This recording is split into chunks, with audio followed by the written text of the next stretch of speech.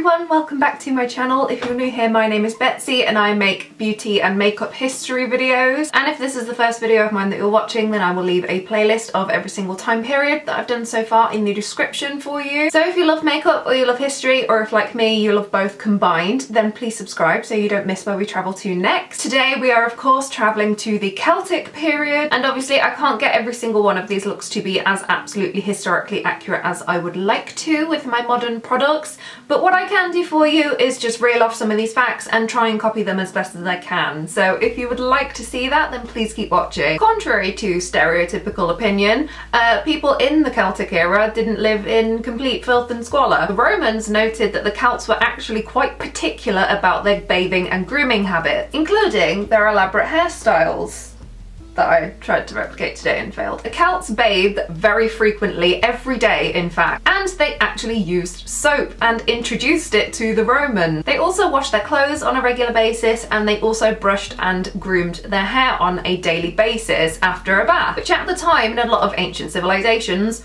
wasn't really the norm. Now, some sources do claim that the Celts invented soap. However, some sources also claim that it was the Babylonians in Mesopotamia. So I'm sure soap was invented independently in many areas all over the world, but yeah, do your own research on that one. Now, there is evidence that some Celts used whitening powder on their face, presumably made from lead adopted by the Romans, because to the Romans, being tanned meant being of poor social status, aka they had to work out in a field out in the sun all day. But obviously Celtic people were already naturally quite pale, so this wasn't such a requirement like a lot of other civilizations. But also, for the first time in history, the Celts wanted to be seen as contributing to their tribe, so it wasn't such a hierarchy issue to be outside working all day. On the cheeks, lips and nails, Celtic women wore a mix of elderberry juice and herbs to paint the pink or red colour back into their faces, and they would also dye their hair and eyebrows with this mixture as well. Celtic people, including men and women, would use oils to keep their hair shiny and healthy, and would also use pine tree resin as wax to keep their hair in place. Irish missionary monks,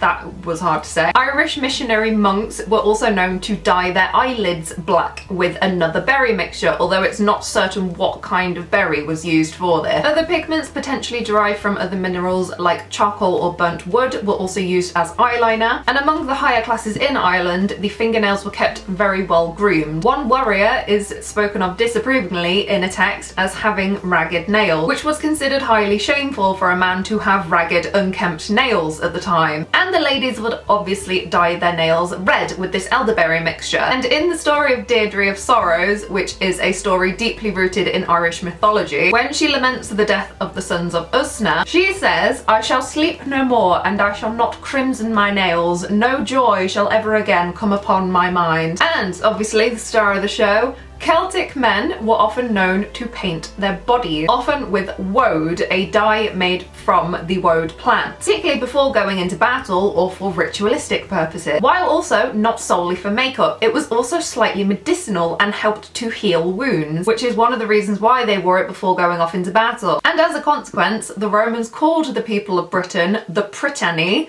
which translates to the painted ones. This eventually later evolved into Britanny, and eventually the British. But the origins of woad actually don't start with the Celts. It actually dates back to the Neolithic Stone Age period, and the ancient Egyptians also used it to dye fabrics and mummy wrappings. Woad cultivation and dyeing actually became a major industry in Europe in the medieval era, including in my hometown of Coventry, making Coventry famous for its blue cloth. The phrase Coventry blue actually originates from the popular use of this dye at the time, and that is actually also the reason why our football team is called the Sky Blues.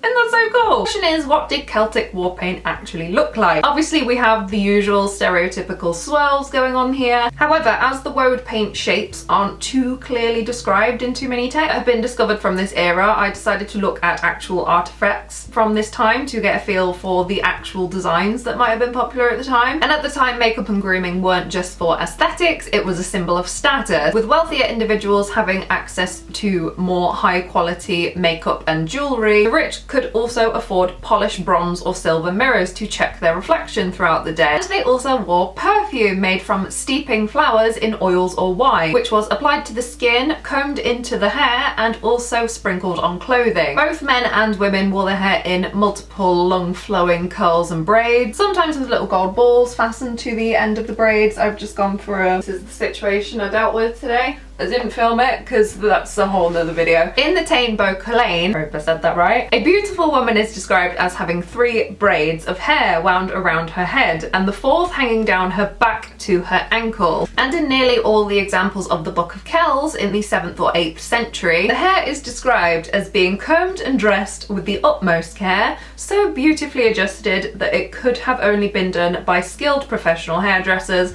and must have occupied much time. And Celtic women at the time were rulers and warriors and had the same sexual freedoms as men. For the first time in history, the concept of virginity was completely alien to them, and you could have multiple spouses at once. Celtic women were also allowed to be educated. Druids were the intellectually elite in the Celtic society, and women were allowed to be druids. They were also educated in history, poetry, astronomy, and Celtic lore. But ancient Celtic culture was polygamous and polyamorous, meaning both men and women could have multiple spouses. Depending on tribe to tribe, again, that's not the rule for everyone, but as a general rule of thumb, yeah. Women were also partners in a marriage. The brunt of the household work wasn't thrust upon them. All parties were equal contributors to the home, but this also meant that women were expected to go into battle. They were allowed to choose their husbands and divorce freely as they wished and remarry as many times as they wanted. In terms of fashion, Celtic clothing varied from tribe to tribe again, but majority of them dyed their clothing bright colours with the same woad plant or again with crushed berries. Men would wear tunics with a belt, and the stereotype of them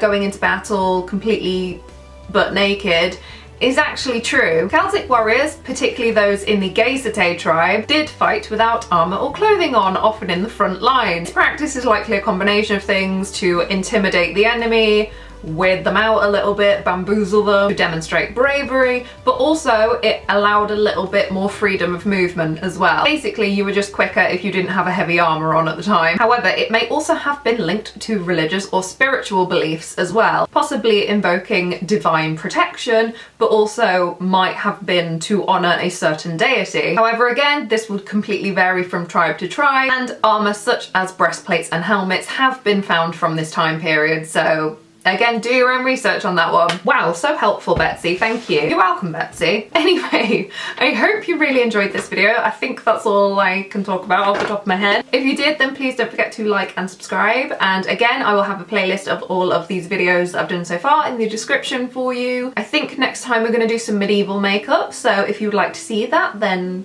make sure you subscribe so you don't miss it.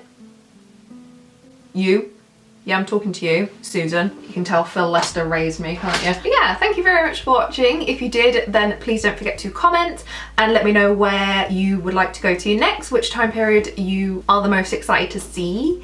And yeah, bye.